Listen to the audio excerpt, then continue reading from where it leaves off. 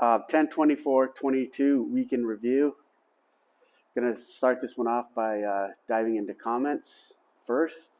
So, Perez, I enjoyed Shoe Dog. Just listened to it about 8 months ago. His persistence through all the Japanese drama and machinations was, in retrospect, awesome and hilarious. His story of meeting his wife was awesome and so well told. His love for all his team was impressive. The authenticity of how he told their stories and ultimately their teamwork, which received so much through such a long struggle.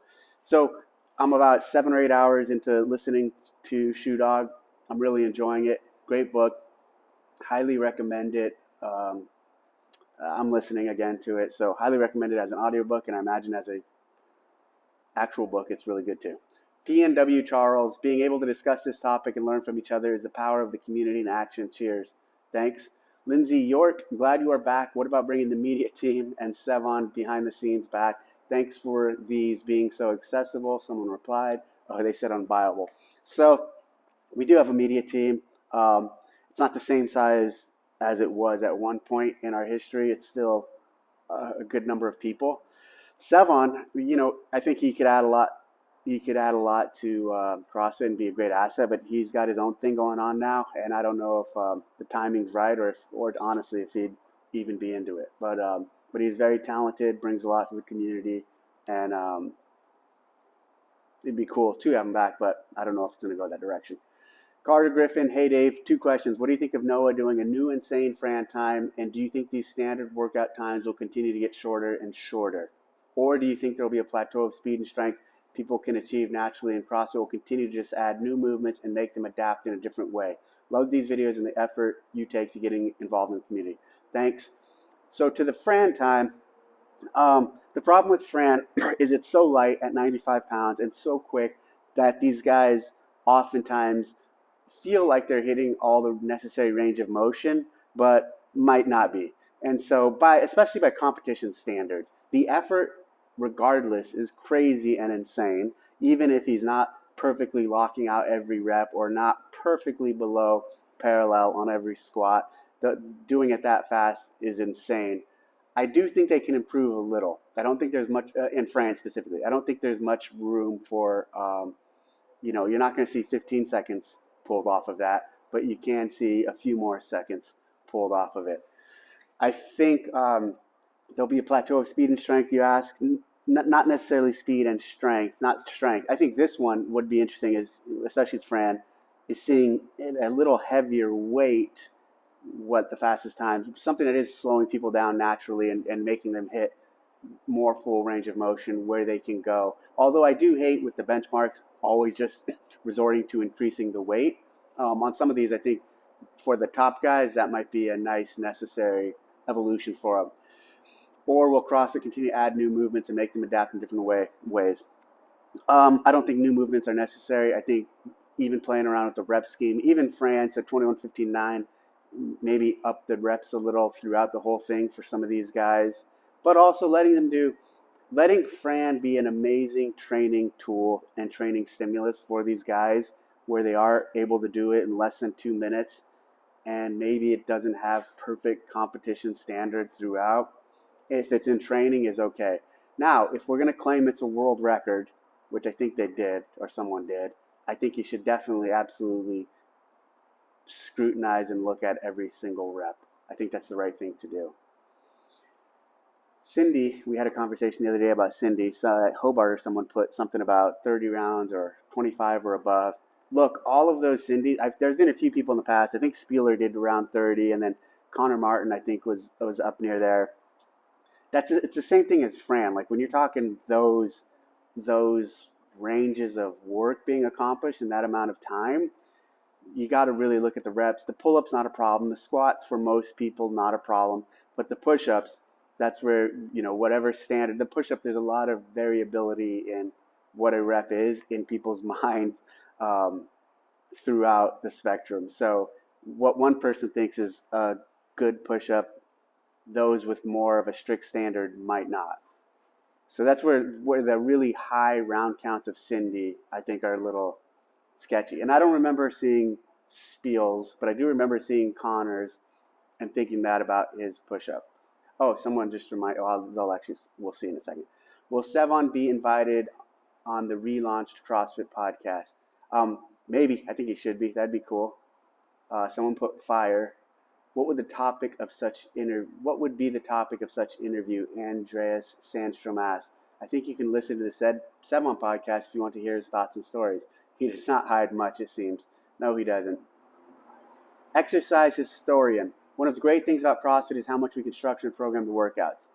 Marina de Oliveria. Thanks, Dave. That was nice to listen to. I agree that it is the job of the affiliate to know your members and support them best on their journeys, offering the best coaching and service, always seeking for excellence, knowledge, and continued education.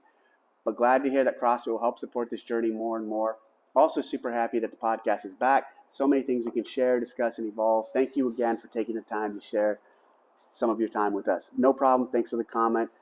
The affiliates knowing their members and supporting them on their journey is absolutely critical. Look, CrossFit, we can drive awareness and we can drive the message of the brand to a large amount of people.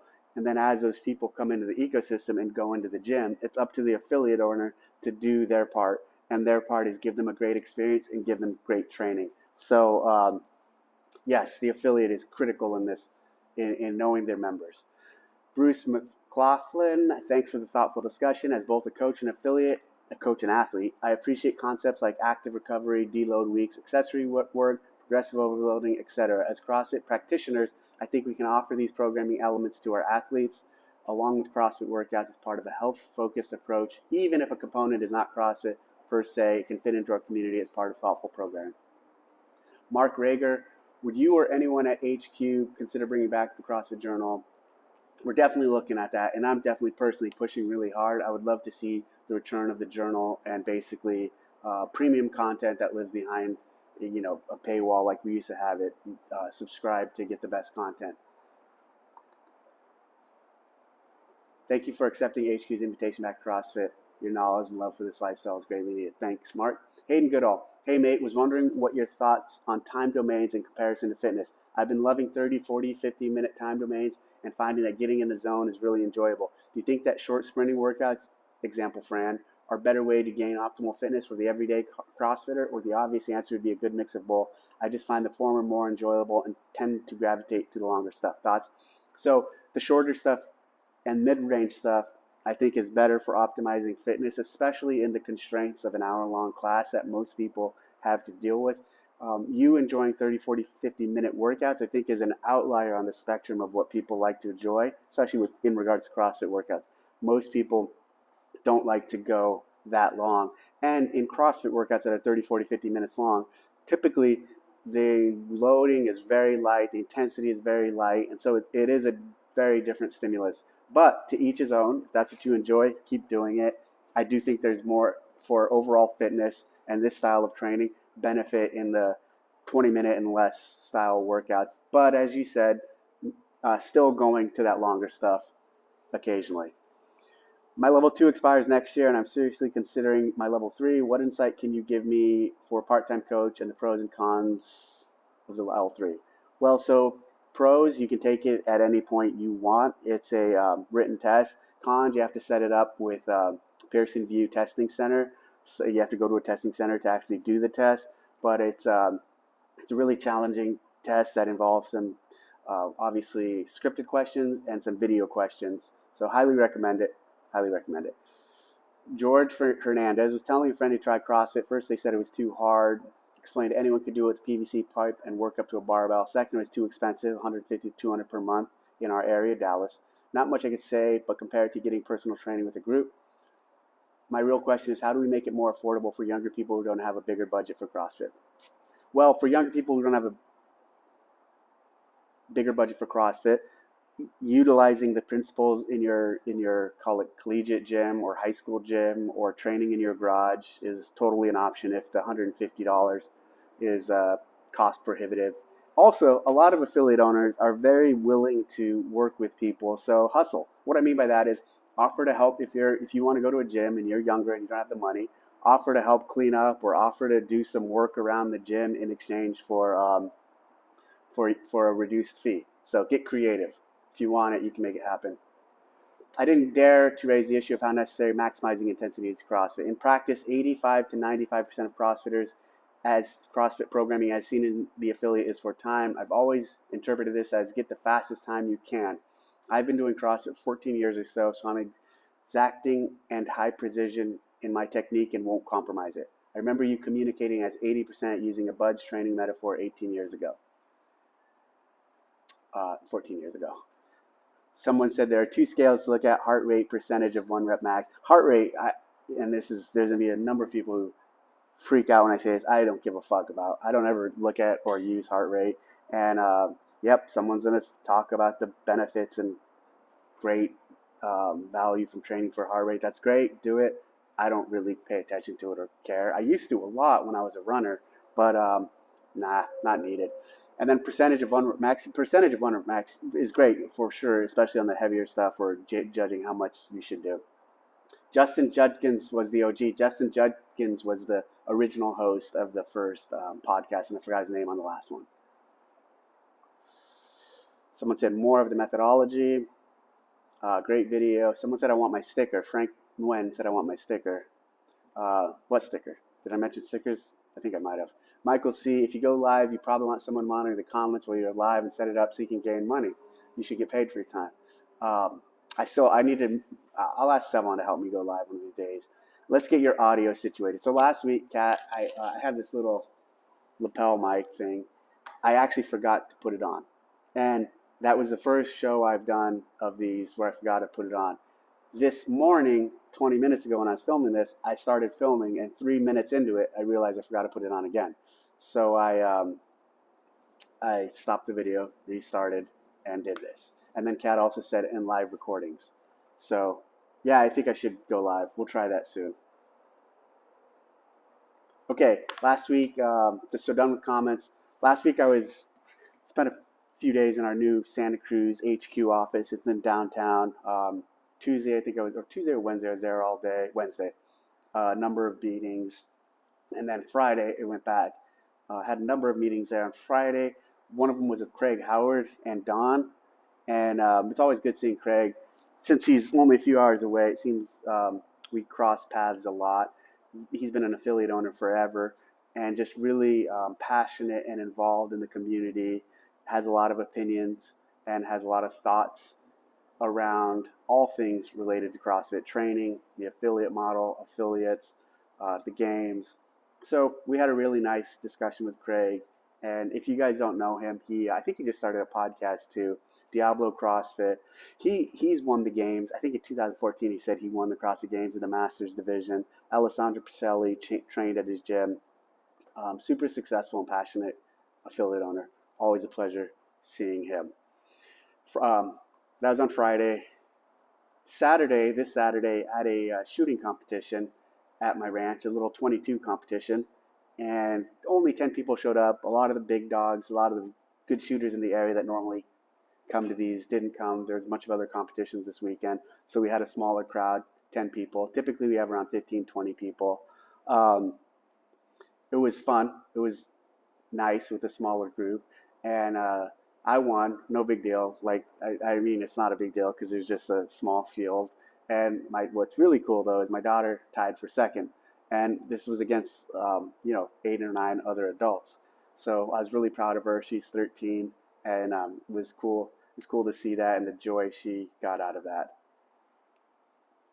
After the shooting competition, I was heading down to San Jose to a local throwdown, and I actually stopped and saw Lee Pappas. He's from Brethren CrossFit in Morgan Hill. I had a package for him of a few things, so linked up with him. We chatted. We talked about the state of affairs. He's another big supporter and just been someone who's been a friend for a very long time. Been an affiliate owner, successful affiliate owner for a very long time, and it was good catching up with him. From seeing him, I went to this throwdown in San Jose, in Campbell. What's interesting, Campbell is where I was raised. I lived there until 85, and then we moved here to the ranch. And the competition in Campbell was put on by Mike Olivius. They call him Pool Boy.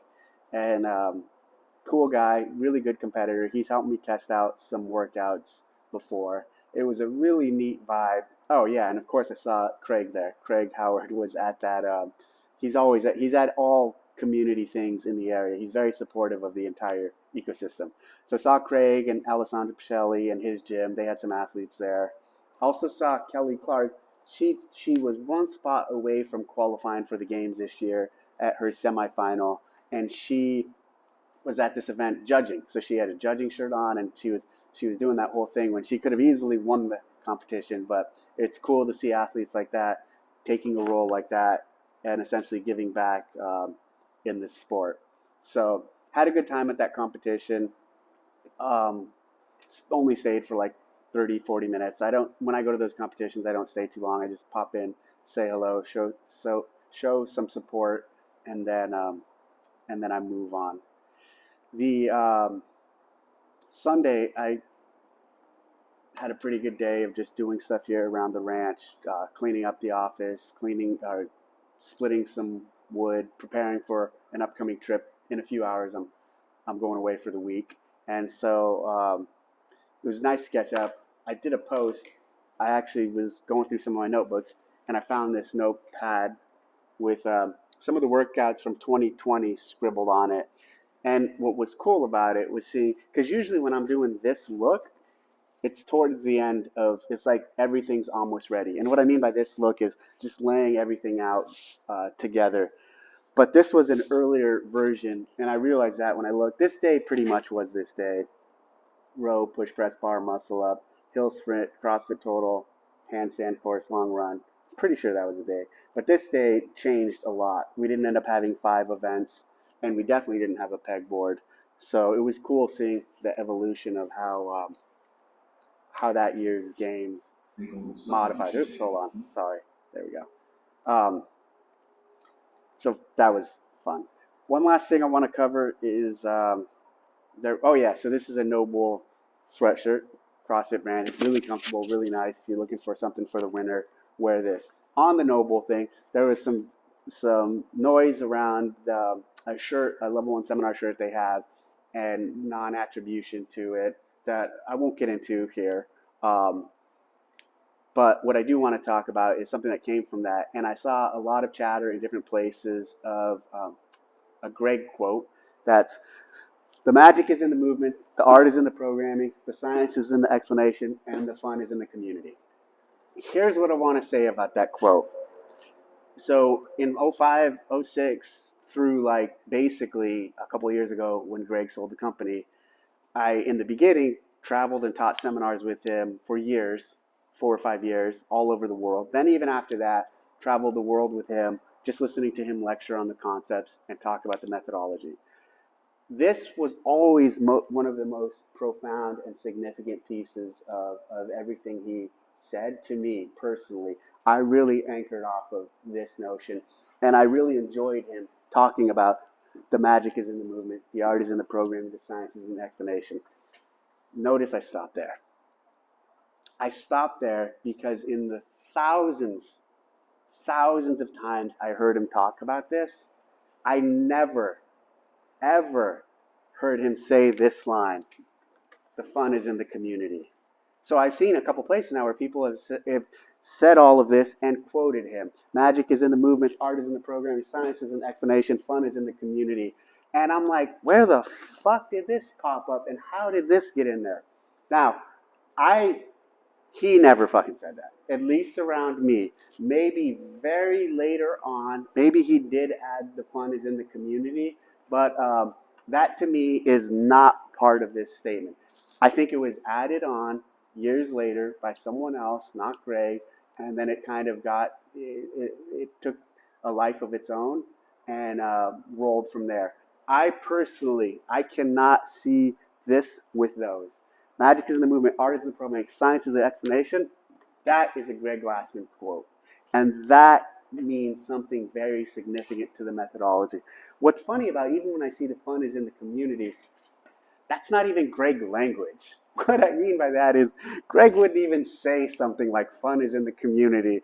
Think about it. Like, think of these words relative to what they're attached to and then add fun is in the community. He would have came up with something way more profound or way more moving. So those of you who are writing all of this out and saying this is a Greg Glassman quote, I think you're wrong. And now I hope someone will probably find a video of Greg saying that and be like, no, you're wrong, Dave. And even then, I'm going to say, hey, well, for years and for a very long time, this was it.